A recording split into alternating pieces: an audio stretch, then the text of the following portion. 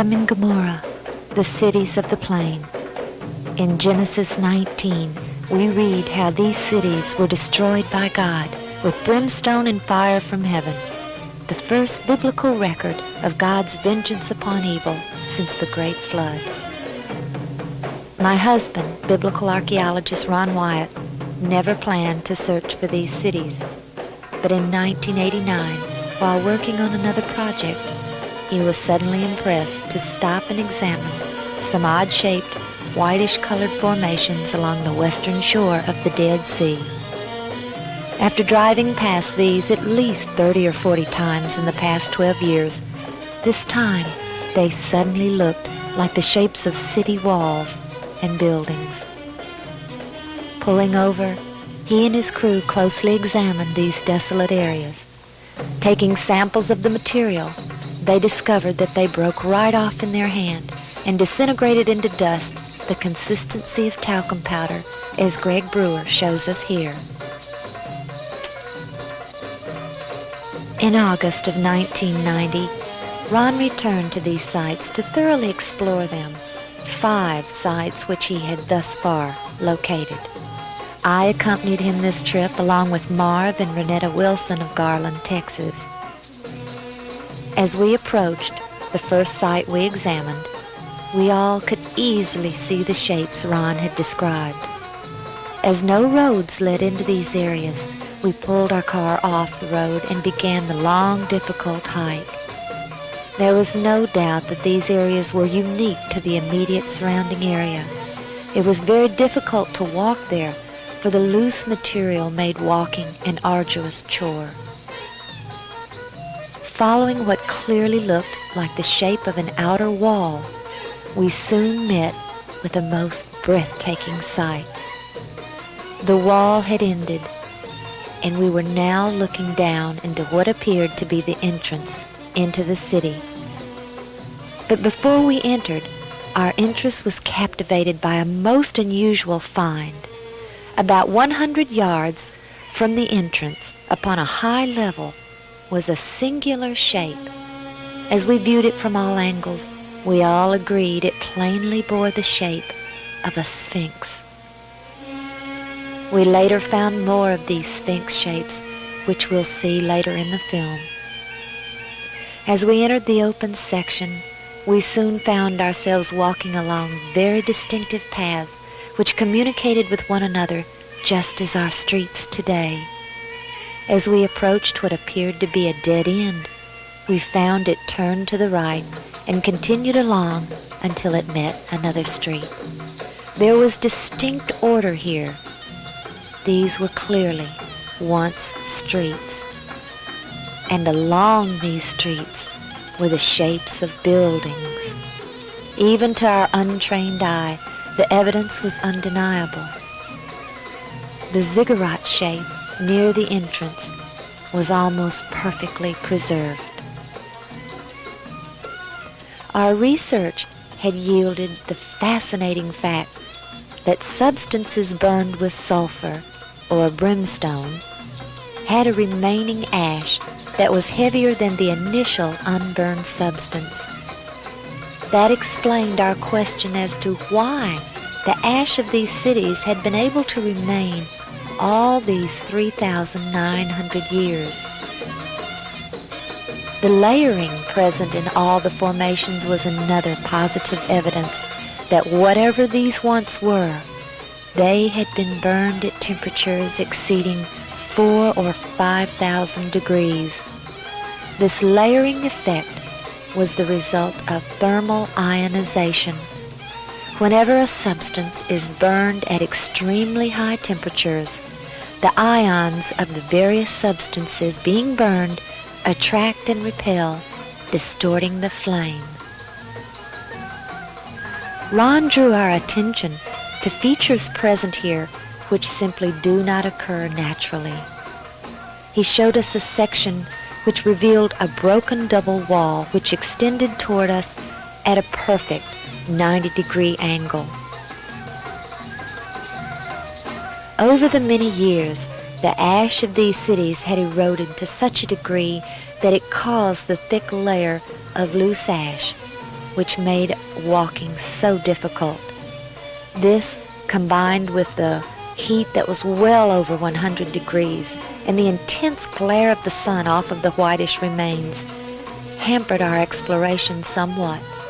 The cities were so large, we knew it would take weeks to complete our exploration of even this one, so we decided to move on to a different area. We found a site where we could easily climb onto a high section. Here, on a distinct platform-like area, we found another sphinx shape next to a ziggurat shape. Climbing this ziggurat, we found we could view the remains from a very good angle. The site we were examining was located at the base of Masada, and soon we all decided that we should go to the top of Masada and film these areas from there. As we took the cable car to the top, the view was breathtaking. The shape of the city was perfectly revealed below us.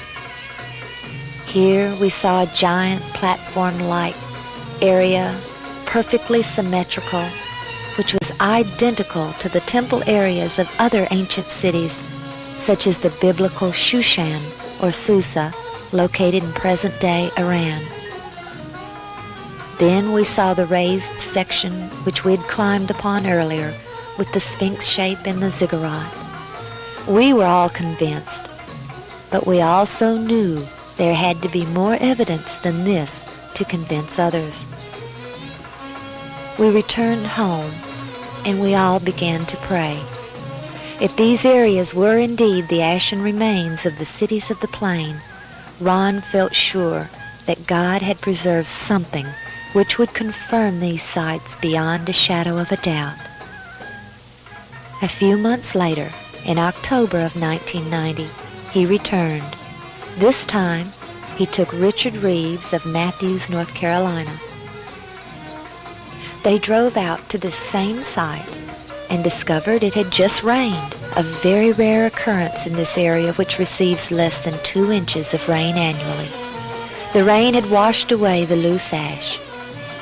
Ron began his research by using the molecular frequency generator to test for the presence of any metals. Setting the frequency for gold, he got a positive reading. Yet all they were able to find, we later learned from the lab test, was gold salts, the byproduct of vaporized gold. Then Richard saw what looked like a cave, and he and Ron went over to get a closer look.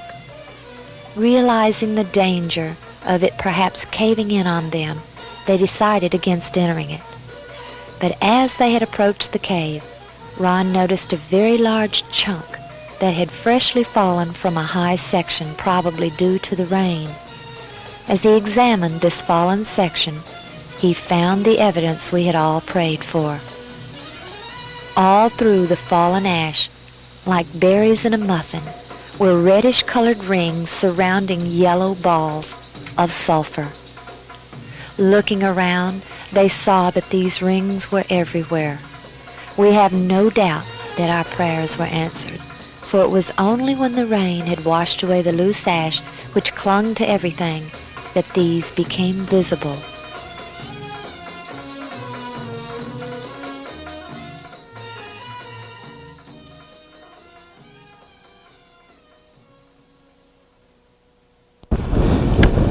Okay, we're down at Sodom and Gomorrah still.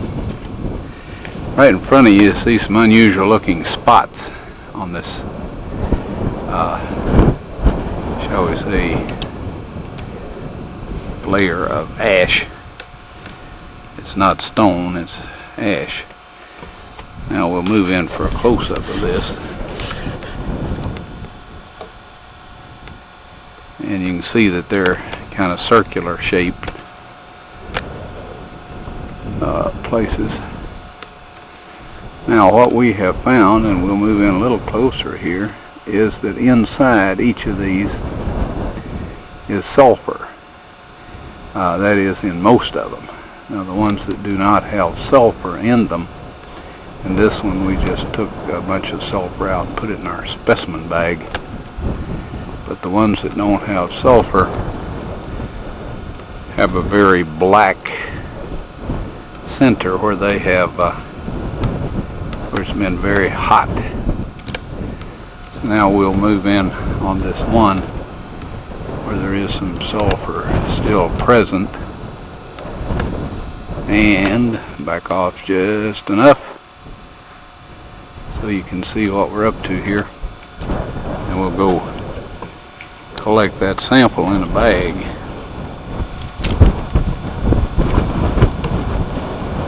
Before I started using this knife, it was very, very sharp.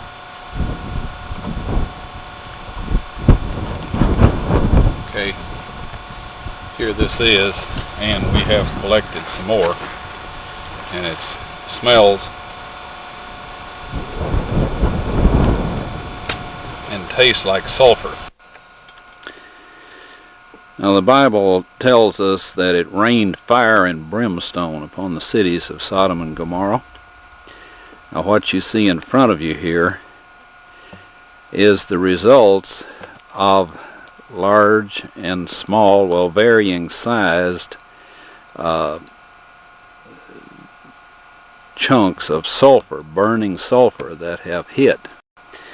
And what we find here is that God rained this burning sulfur down upon this city, and rain is a perfect description of it. It landed just in the pattern that rain would fall, and the stuff, of course, the accumulative heat of all of this upon the city set the entire thing ablaze. The flashpoint of every material there, metal, stone, of course the people, and everything burned, and this sulfur continued to burn, and it vitrified the material around it. After it had burned it all up, sealed itself off from the oxygen, and then of course smothered itself out. And in each of these little crystalline capsules here is a varying size chunk of sulfur, and there are millions of these in these ashes that we have here. Now some of them we have cracked open so you can see the sulfur inside, and others we have left intact, but there are millions of these here. So this shows that God indeed rained fire and brimstone upon these cities. And if you'll look in your dictionary under brimstone, you'll find that it is sulfur.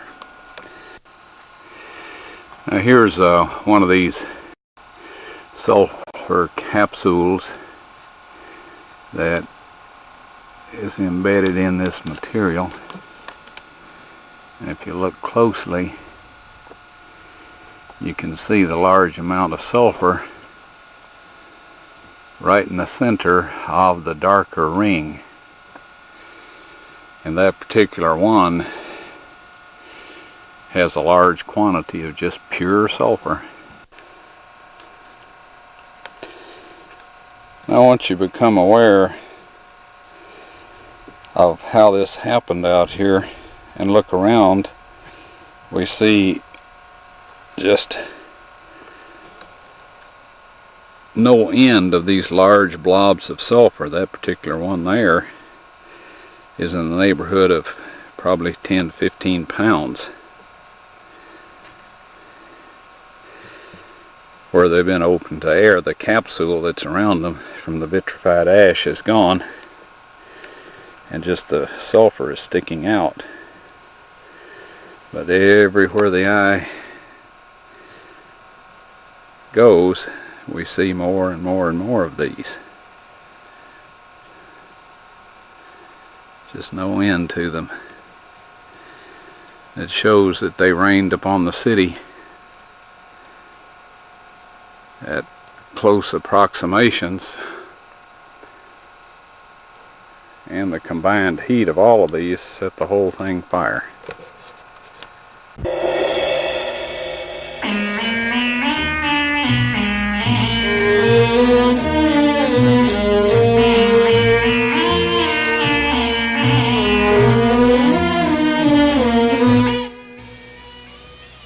As soon as he got home from that trip, Ron took several of the samples to Galbraith Labs near Knoxville, Tennessee. The yellow balls in the center of the reddish rings proved to be 95.72% sulfur, with traces of several other elements, all of which he was told would contribute to an extremely high temperature fire. When Ron asked them if they could perform a BTU test to determine the degree of heat this would give off, he was told that they couldn't because it would damage their stainless steel testing chamber. The material surrounding the encapsulated sulfur was also tested and proved to be ash. At home, we did our own small test and burned some of the sulfur in a spoon. The purplish flame is indicative of the intense heat, which prohibited our holding the spoon as it burned. We later discovered our spoon had holes in it from the fire. Then, we placed a small piece of the outer material also in the spoon and attempted to burn it, but it wouldn't burn at all. It didn't even darken. It was already completely consumed by fire, and nothing was left to ignite.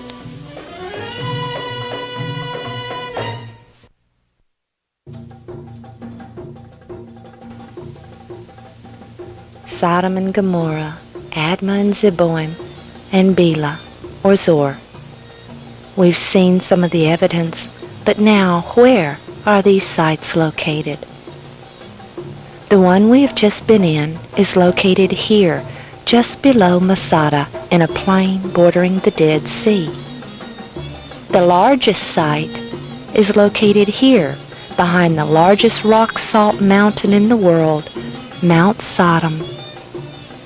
Looking at a satellite photo of the area, the squarish shape of the city can be seen. This one too rested on the plain, with one side nestled to the impassable mountains to the west. The smallest one can be seen here. It is located here, and we feel confident in identifying this one as Bela or Zor.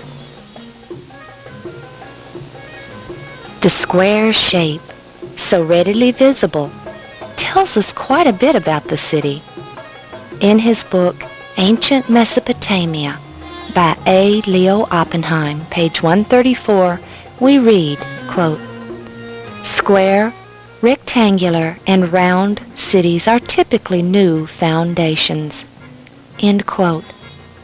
He explains how, as the cities grow in population, they expand their boundaries as needed, and never would the expansion radiate outward evenly on all sides.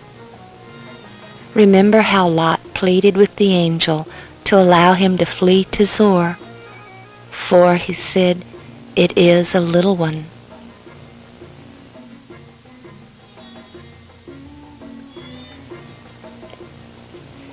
If this is Zor, we feel equally confident in calling this site behind Mount Sodom, Sodom.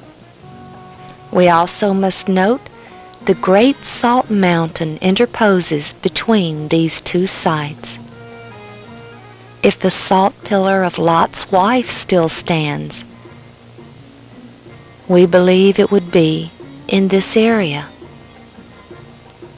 The site below Masada is the second largest site and the best preserved. We believe this would have been Gomorrah. Now, to find the next site, we must go north to the tip of the Dead Sea. Admittedly, this is not even in the region most people assume these cities were. There is no later scriptures to help us locate this one, which we believe was Admah. So we will go to the last one, Zeboim. The last site is even further north. It lies here. Again, this is far from the commonly accepted areas for these cities, but in searching the scriptures, we found a most astonishing passage. In 1 Samuel, chapter 13, verses 16 through 18, we read how the Philistines set up camp in Michmash. Dividing into 3 companies, one went north unto the way that leadeth to Ophrah. One went west, the way to Beth-horon, while the third went east, the way of the border that looketh to the valley of Zeboim, towards the wilderness. Even though it had been hundreds of years since its destruction, the name of Zeboim still remained. It was common for new cities or new areas to receive the name of an old destroyed one in the area, such as the 3 Jerichos which span over 3,000 years.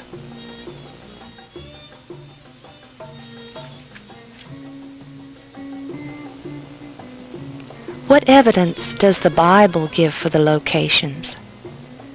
The first mention is in Genesis 10:19, when the boundaries of the Canaanites are given.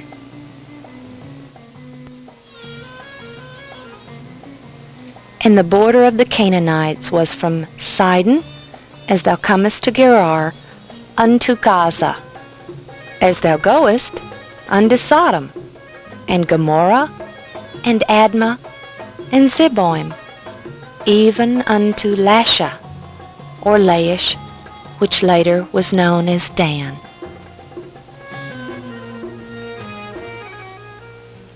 If we place these cities at the traditional site, all clustered together at the southern end of the Dead Sea, would that description make a lot of sense? We also have scriptures which tell us where these cities were not. As the borders of the Canaanites, we know that these cities were Canaanite. The area east of the Dead Sea, especially the southern end, was known as Moab and Seir. In Deuteronomy 2, verses 9 through 12, the Lord was telling Moses not to distress the people of Moab or Seir, and he tells him who dwelt there in the past. The people were called Emims, who were giants, and Horims, but they were not Canaanites. Now, what about the idea that these cities are under the Dead Sea? Again, the Bible tells us clearly.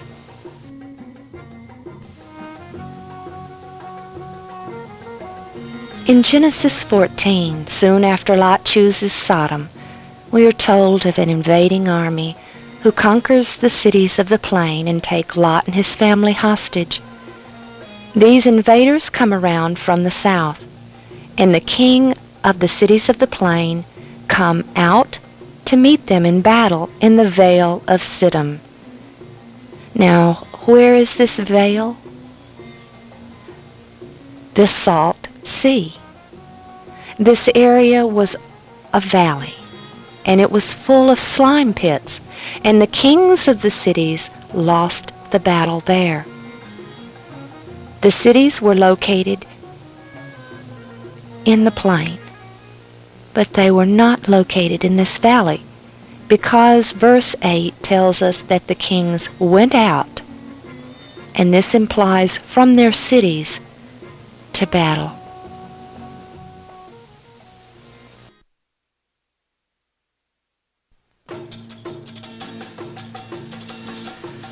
Once Ron and Richard had found the sulfur within the hardened capsules of burnt sulfur, the next step was to see if there were other examples of sulfur occurring in this manner. We consulted geologists and chemists, we researched at libraries and universities, and the result is that we have found no other single case of sulfur in this form being found anywhere. What we have learned is that most native sulfur occurs in the crystalline form. Visiting the Smithsonian Museum, we photographed all of their specimens that we could find, and every one was the crystalline form, but none of the round, soft spheres the consistency of pressed powder. We researched where sulfur was to be found, and we came up with 3 locations. Number 1, at or near the crater rims of active or extinct volcanoes where the sulfur was given off from gases. Number 2, and less commonly, it's found in veins associated with sulfide ore minerals. Number 3, and the largest deposits by far, are found in what are called salt domes, and this is sedimentary rocks associated with anhydrite and gypsum and limestone and salt. In these, first we have a layer of limestone, completely barren of sulfur, but usually containing anhydrite and gypsum. Beneath this lies a strata of limestone whose cracks, fissures, and seams may be impregnated with yellow crystals of native sulfur. We cannot overlook the fact that Mount Sodom is a salt dome and may contain native sulfur in its crystalline form. But this does not in any way explain these round sulfur balls in all of this ash. As tempting as it may be to speculate on how God accomplished the destruction of these cities, we will refrain from doing so. The final point we came up with is that we simply find no other instance anywhere of round, pressed powder consistency balls of sulfur surrounded by hardened capsules of burnt sulfur embedded deeply in pure ash anywhere. We don't find them anywhere. Ron and Richard even traveled to the western United States and found a place where sulfur had been given off by volcanic activity. But here you can see it's in a thin layer of crystalline sulfur.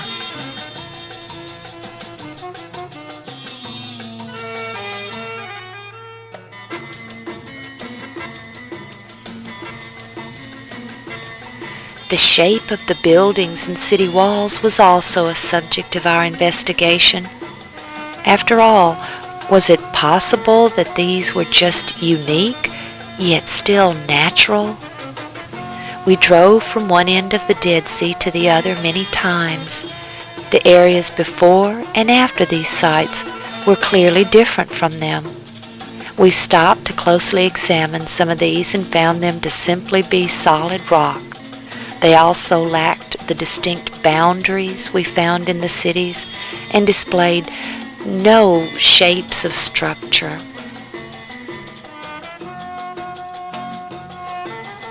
We found many characteristics in these sites that were just too much evidence to be coincidence.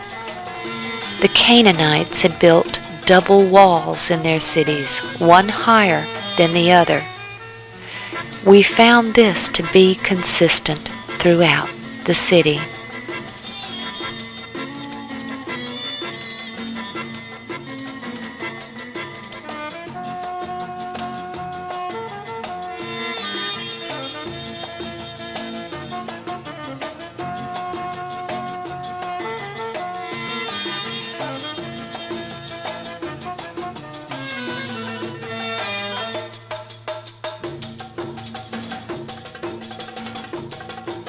We also found numerous raised platform areas which had only 1 or 2 structures on them, and this was consistent with temple and worship areas.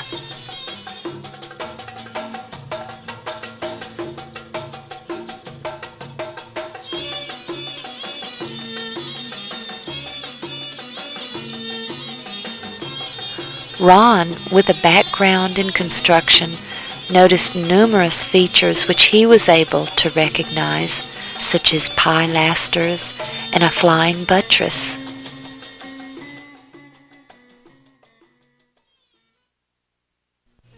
It's difficult for some people to visualize what a walled city looks like. There just aren't many examples around today.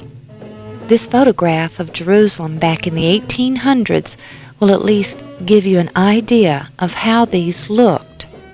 There's a distinct beginning to these cities, which is the wall around them.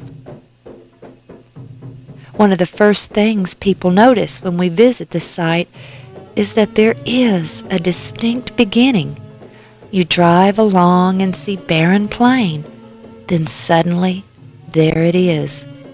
It looks like a wall with inside structures extending above the wall in a few places.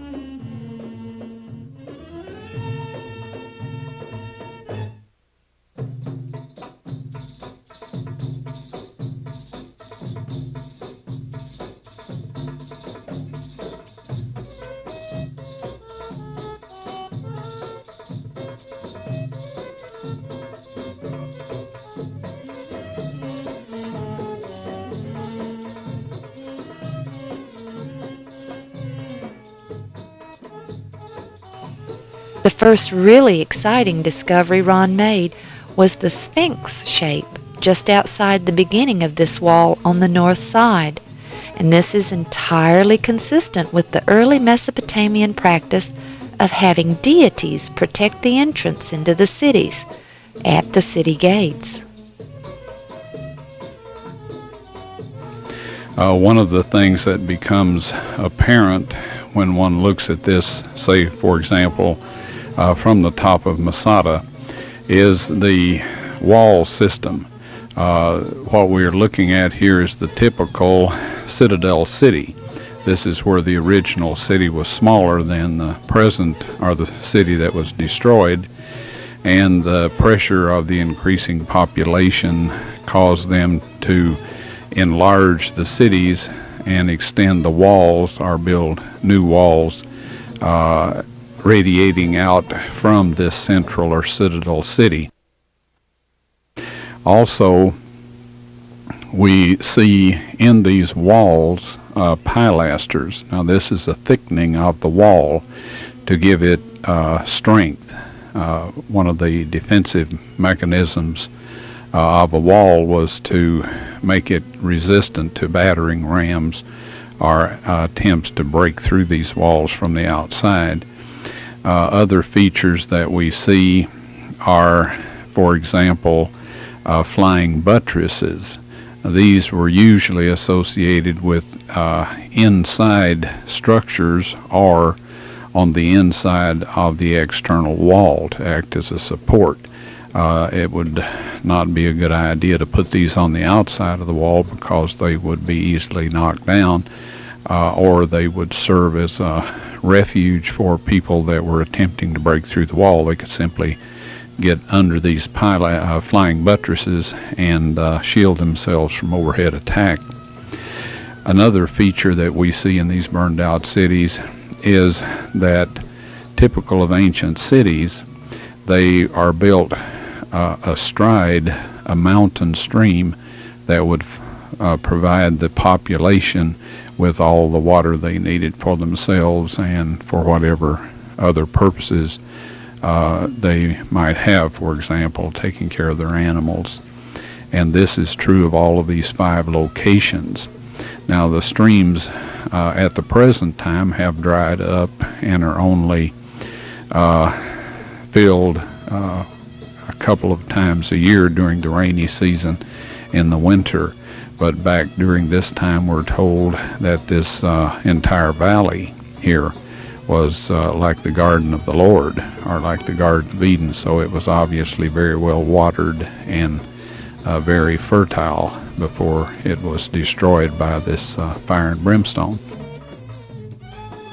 Now, what we will show you here in fairly rapid succession are a series of restorations of sections and features of these cities that from research and from the remains that we see here will give you an idea of what these looked like before they were destroyed by fire.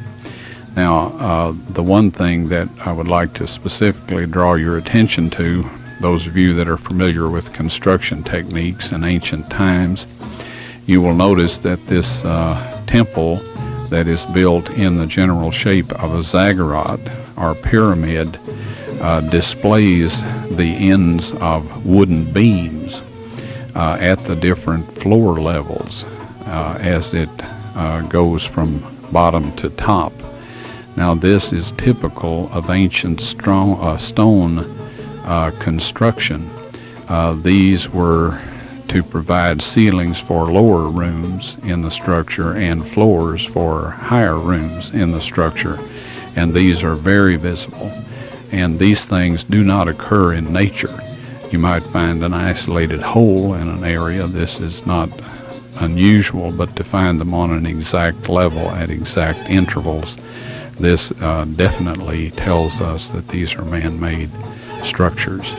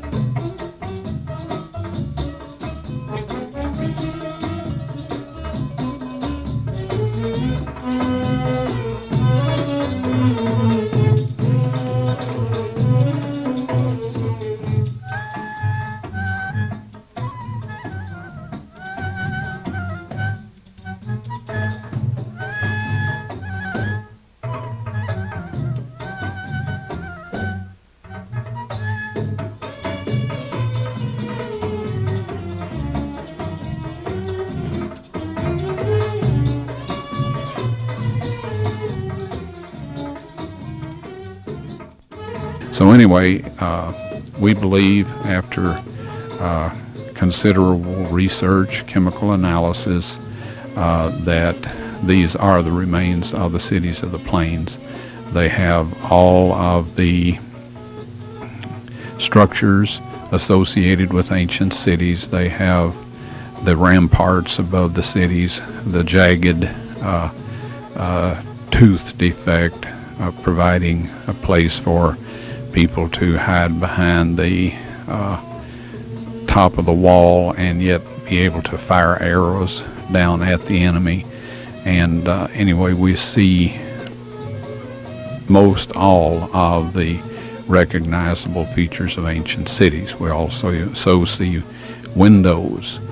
We also see rooms that have been preserved in the ash.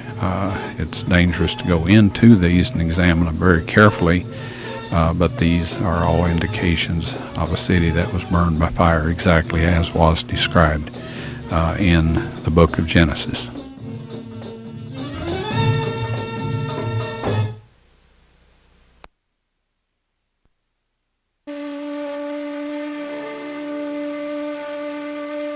Sodom and Gomorrah, the cities of the plains, enjoyed a beautiful and very prosperous existence. The place where Lot chose, rather than the mountains, to feed his flocks and herds and raise his family. And you'll notice here that we have several feet of nothing but white powdery ash. Ash that's only produced when material is burned at temperatures exceeding 2,000 degrees Fahrenheit. This stuff crumbles to powder in your hand, sticks to your clothes. It's just pure ash. In Jude, we're told that they're an example of what will happen to the wicked, even the angels. And of course, in Ezekiel 28, God tells Satan that he will be reduced to ashes upon the earth. And Malachi 4 tells us that the righteous shall tread upon the wicked, for they shall be ashes under the soles of their feet. All that is left of the stones, the wood, the people, the animals, everything that was in Sodom and Gomorrah. You recall that when the fire of God burned the offering on Mount Carmel, when Elijah called the priests of Baal to account, it says that it burned the offering, the stones, and licked up the water out of the trough. So no one will ever find any archaeological remains of the cities of the plain other than these ashes. And friends, if we defy God's kind and merciful entreaty to come to Him and be saved and be renewed and forgiven, we will end up in exactly this condition, because the Word of God tells us so, and God says that He is the Lord. He changes not, neither does He alter the thing that has gone out of His lips.